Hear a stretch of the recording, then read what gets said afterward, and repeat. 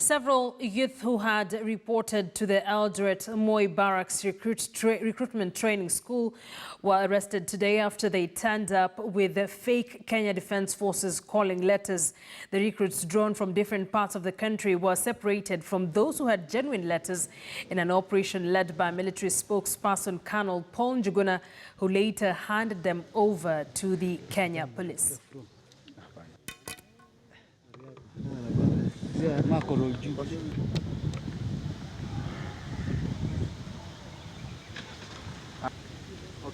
kidogo tu nimalizane na hao journalists.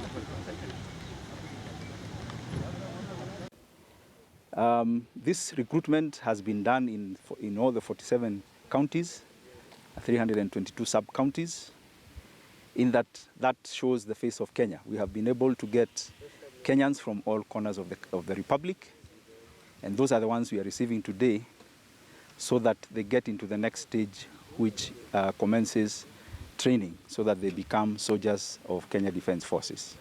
When we started this exercise, we talked about the unscrupulous Kenyans who have been taking advantage of Kenyans and conning them with the pretext that they can employ them.